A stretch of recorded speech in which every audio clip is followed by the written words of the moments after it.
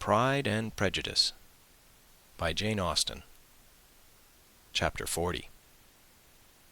Elizabeth's impatience to acquaint Jane with what had happened could no longer be overcome, and at length, resolving to suppress every particular in which her sister was concerned, and preparing her to be surprised, she related to her the next morning the chief of the scene between Mr. Darcy and herself. Miss Bennet's astonishment was soon lessened by the strong sisterly partiality which made any admiration of Elizabeth appear perfectly natural, and all surprise was shortly lost in other feelings. She was sorry that Mr. Darcy should have delivered his sentiments in a manner so little suited to recommend them, but still more was she grieved for the unhappiness which her sister's refusal must have given him. "His being so sure of succeeding was wrong," said she, "and certainly ought not to have appeared. But consider how much it must increase his disappointment." "Indeed," replied Elizabeth, "I am heartily sorry for him, but he has other feelings, which will probably soon drive away his regard for me. You do not blame me, however, for refusing him." "Blame you? Oh, no."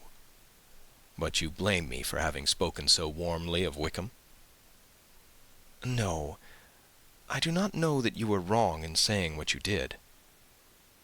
"But you will know it when I tell you what happened the very next day." She then spoke of the letter, repeating the whole of its contents as far as they concerned George Wickham. What a stroke this was for poor Jane, who would willingly have gone through the world without believing that so much wickedness existed in the whole race of mankind as was here collected in one individual. Nor was Darcy's vindication, though grateful to her feelings, capable of consoling her for such discovery. Most earnestly did she labour to prove the probability of error, and seek to clear the one without involving the other. "This will not do," said Elizabeth. "You never will be able to make both of them good for anything. Take your choice, but you must be satisfied with only one.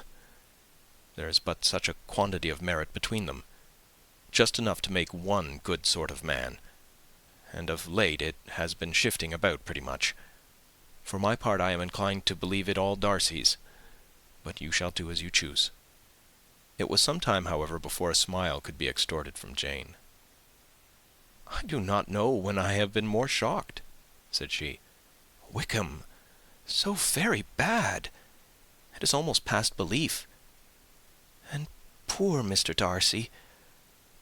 Dear Lizzie, only consider what he must have suffered. Such a disappointment, and with the knowledge of your ill opinion too, and having to relate such a thing of his sister. It is really too distressing. I am sure you must feel it so."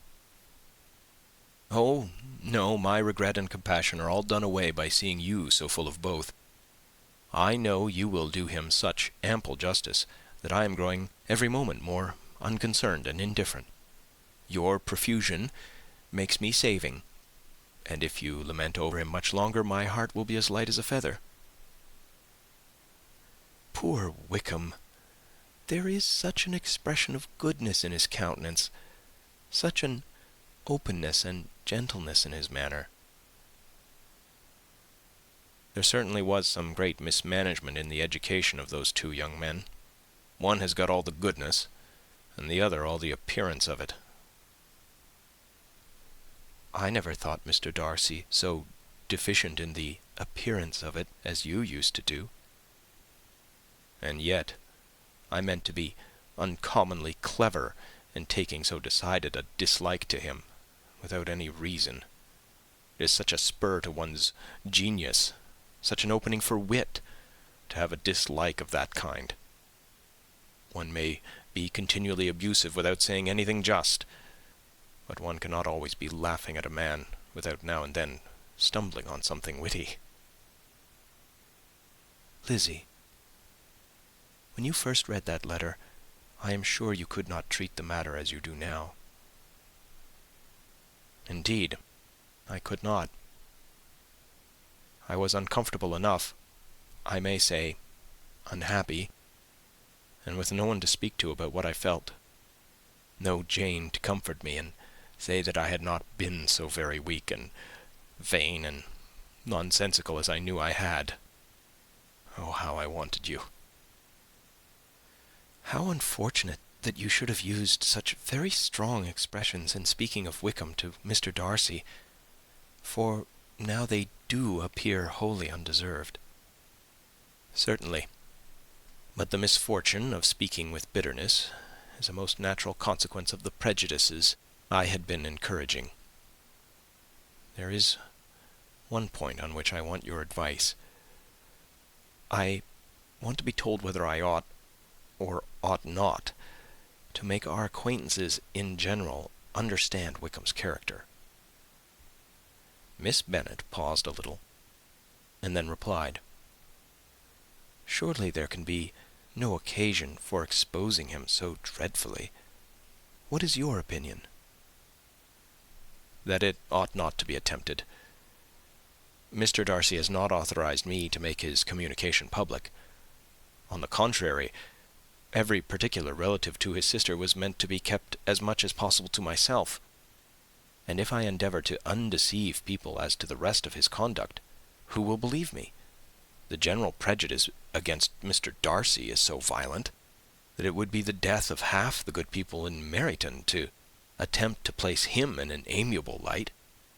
I am not equal to it. Wickham will soon be gone, and therefore it will not signify to anyone here what he really is. Some time hence it will be all found out, and we may laugh at their stupidity in not knowing it before. At present, I will say nothing about it." "You are quite right. To have his errors made public might ruin him for ever. He is now, perhaps, sorry for what he has done, and anxious to re-establish a character. We must not make him desperate." The tumult of Elizabeth's mind was allayed by this conversation. She had got rid of 2 of the secrets which had weighed on her for a fortnight, and was certain of a willing listener in Jane, whenever she might wish to talk again of either.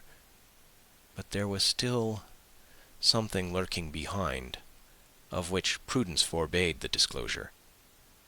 She dared not relate the other half of Mr. Darcy's letter, nor explain to her sister how sincerely she had been valued by her friend. Here was knowledge in which no one could partake, and she was sensible that nothing less than a perfect understanding between the parties could justify her in throwing off this last encumbrance of mystery. "And then," said she, "if that very improbable event should ever take place, I shall merely be able to tell what Bingley may tell in a much more agreeable manner himself. The liberty of communication cannot be mine till it has lost all its value." She was now, on being settled at home, at leisure to observe the real state of her sister's spirits. Jane was not happy. She still cherished a very tender affection for Bingley. Having never even fancied herself in love before, her regard had all the warmth of first attachment, and, from her age and disposition, greater steadiness than most first attachments often boast. And so fervently did she value his remembrance, and prefer him to every other man, that all her good sense, and all her attention to the feelings of her friends, were requisite to check the indulgence of those regrets which must have been injurious to her own health and their tranquillity. "Well, Lizzie," said Mrs. Bennet one day, "what is your opinion now of this sad business of Jane's? For my part, I am determined never to speak of it again to anybody. I told my sister Phillips so the other day, but I cannot find out that Jane saw anything of him in London. Well, he is a very undeserving young man, and I do not suppose there's the least chance in the world of her ever getting him now. There is no talk of his coming to Netherfield again in the summer, and I have inquired of everybody, too, who is likely to know." "I do not believe he will ever live at Netherfield any more." "Oh, well, it is just as he chooses. Nobody wants him to come, though I shall always say He used my daughter extremely ill, and if I was her, I would not have put up with it. Well, my comfort is, I am sure Jane will die of a broken heart, and then he will be sorry for what he has done." But as Elizabeth could not receive comfort from any such expectation, she made no answer. "Well, Lizzie," continued her mother soon afterwards, "and so the Collinses live very comfortably, do they? Well, well, I only hope it will last. And what sort of table do they keep? Charlotte is an excellent manager, I dare say. If she is half as sharp as her mother, she is saving enough. There is nothing extravagant in their house, I dare say." "No, nothing at all. A great deal of good management, depend upon it. Yes, yes. They will take care not to outrun their income. They will never be distressed for money. Well, much good may it do them. And so I suppose they often talk of having Longbourn when your father is dead. They look upon it quite as their own, I dare say, whenever that happens." It was a subject which they could not mention before me. "No, it would have been strange if they had, but I make no doubt they often talk of it between themselves. Well, if they can be easy with an estate that is not lawfully their own, so much the better. I should be ashamed of having one that was only entailed on me." End of chapter 40. Chapter 41. The first week of their return was soon gone. The second began. It was the last of the regiment's stay in Meryton, and all the young ladies in the neighbourhood were drooping apace. The dejection was almost universal. The elder Miss Bennets alone were still able to eat, drink, and sleep, and pursue the usual course of their employments. Very frequently were they reproached for this insensibility by Kitty and Lydia, whose own misery was extreme, and who could not comprehend such hard-heartedness in any of the family. "Good heaven, what is to become of us? What are we to do?" would they often exclaim in the bitterness of woe. "How can you be smiling so, Lizzie?" Their affectionate mother shared all their grief. She remembered what she had herself endured on a similar occasion 25 years ago. "I am sure," said she, "I cried for 2 days together when Colonel Miller's regiment went away. I thought I should have broken my heart." "I am sure I shall break mine," said Lydia. "If one could but go to Brighton," observed Mrs. Bennet. "Oh, yes, if one could but go to Brighton. But papa is so disagreeable. A little sea-bathing would set me up forever. And my Aunt Phillips is sure it would do me a great deal of good," added Kitty. Such were the kind of lamentations resounding perpetually through Longbourn House. Elizabeth tried to be diverted by them, but all sense of pleasure was lost in shame. She felt anew the justice of Mr. Darcy's objections, and never had she been so much disposed to pardon his interference in the views of his friend. But the gloom of Lydia's prospect was shortly cleared away, for she received an invitation from Mrs. Forster, the wife of the colonel of the regiment, to accompany her to Brighton. This invaluable friend was a very young woman, and very lately married. A resemblance in good humour and good spirits had recommended her and Lydia to each other, and out of their 3 months' acquaintance they had been intimate too. The rapture of Lydia on this occasion, her adoration of Mrs. Forster, the delight of Mrs. Bennet, and the mortification of Kitty, are scarcely to be described. Wholly inattentive to her sister's feelings, Lydia flew about the house in restless ecstasy, calling for everyone's congratulations, and laughing and talking with more violence than ever, whilst the luckless Kitty continued in the parlour, repined at her fate in terms as unreasonable as her accent was peevish. "I cannot see why Mrs. Forster should not ask me as well as Lydia," said she. though I am not her particular friend. I have just as much right to be asked as she has, and more too, for I am 2 years older."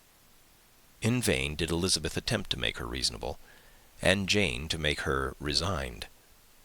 As for Elizabeth herself, this invitation was so far from exciting in her the same feelings as in her mother and Lydia, that she considered it as the death warrant of all possibility of common sense for the latter, and detestable as such a step must make her were it known, she could not help secretly advising her father not to let her go.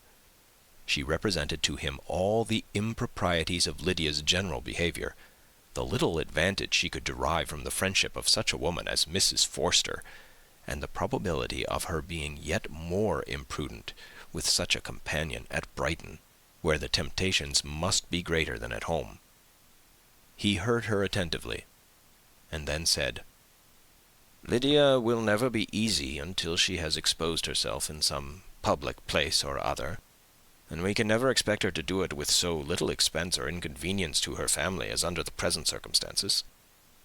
"If you were aware," said Elizabeth, "of the very great disadvantage to us all which must arise from the public notice of Lydia's unguarded and imprudent manner, nay, which has already arisen from it, I am sure you would judge differently in the affair."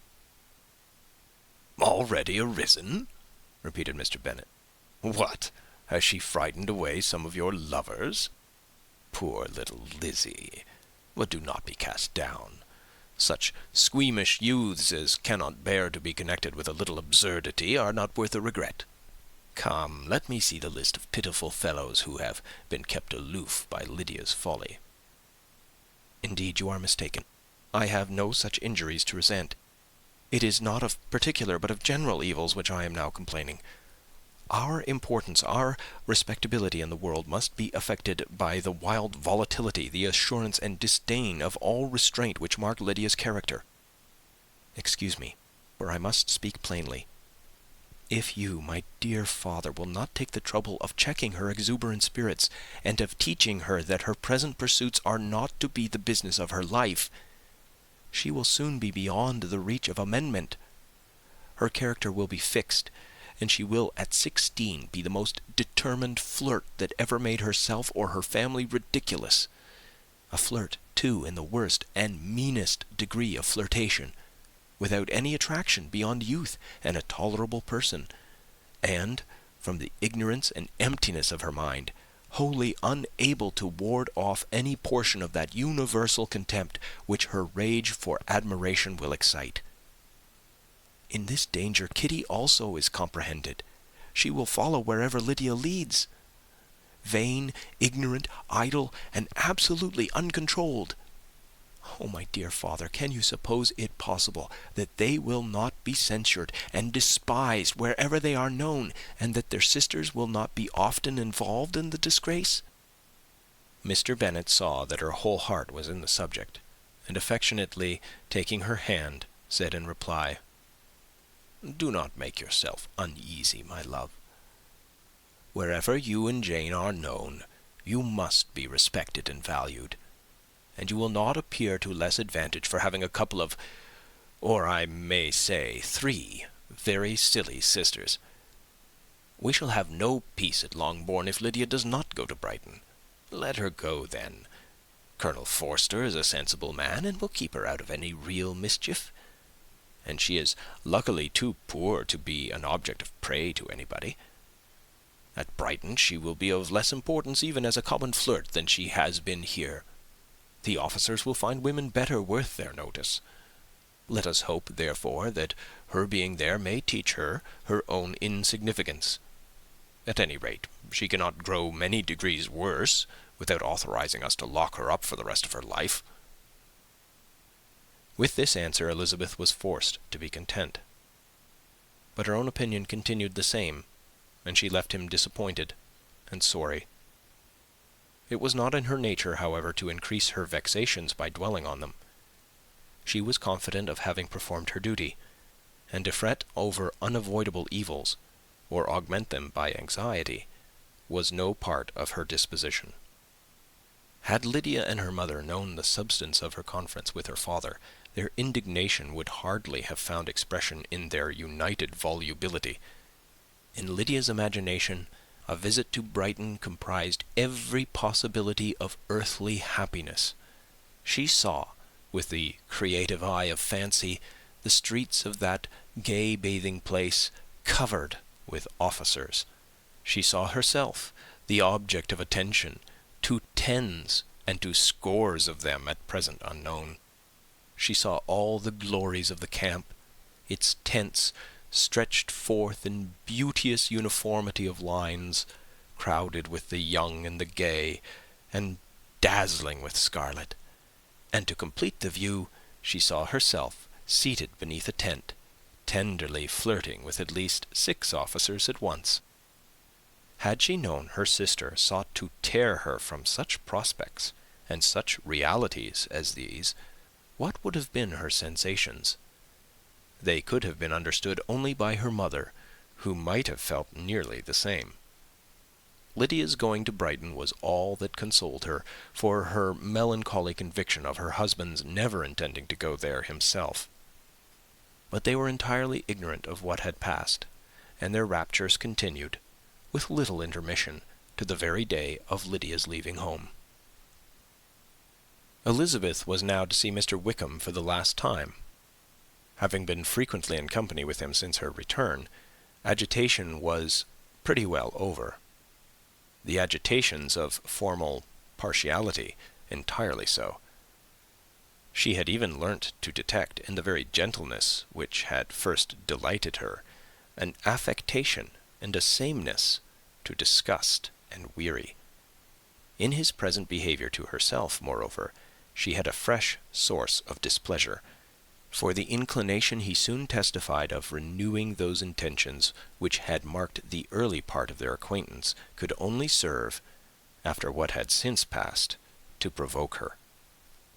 She lost all concern for him in finding herself thus selected as the object of such idle and frivolous gallantry, and while she steadily repressed it, could not but feel the reproof contained in his believing that however long and for whatever cause his attentions had been withdrawn, her vanity would be gratified and her preference secured at any time by their renewal. On the very last day of the regiment's remaining at Meryton, he dined, with other of the officers, at Longbourn, and so little was Elizabeth disposed to part from him in good humour, that on his making some inquiry as to the manner in which her time had passed at Hunsford, she mentioned Colonel Fitzwilliam's and Mr. Darcy's having both spent 3 weeks at Rosings, and asked him if he was acquainted with the former. He looked surprised, displeased, alarmed, but with a moment's recollection and a returning smile, replied that he had formerly seen him often, and after observing that he was a very gentlemanly-like man, asked her how she had liked him. Her answer was warmly in his favour. With an air of indifference, he soon afterwards added, "How long did you say he was at Rosings?" "Nearly 3 weeks." "And you saw him frequently?" "Yes, almost every day." "His manners are very different from his cousin's." "Yes, very different. But I think Mr. Darcy improves upon acquaintance." "Indeed!" cried Mr. Wickham, with a look which did not escape her. "And pray, may I ask—" But checking himself, he added in a gayer tone, "Is it in address that he improves? Has he deigned to add aught of civility to his ordinary style? For I dare not hope," he continued in a lower and more serious tone, "that he is improved in essentials." "Oh, no," said Elizabeth. "In essentials, I believe he is very much what he ever was." While she spoke, Wickham looked as if, scarcely knowing whether to rejoice over her words or to distrust their meaning. There was a something in her countenance which made him listen with an apprehensive and anxious attention, while she added, "When I said that he improved on acquaintance, I did not mean that his mind or his manners were in a state of improvement, but that, from knowing him better, his disposition was better understood. Wickham's alarm now appeared in a heightened complexion and agitated look. For a few minutes he was silent, till, shaking off his embarrassment, he turned to her again and said in the gentlest of accents, "You, who so well know my feeling toward Mr. Darcy, will readily comprehend how sincerely I must rejoice that he is wise enough to assume even the appearance of what is right.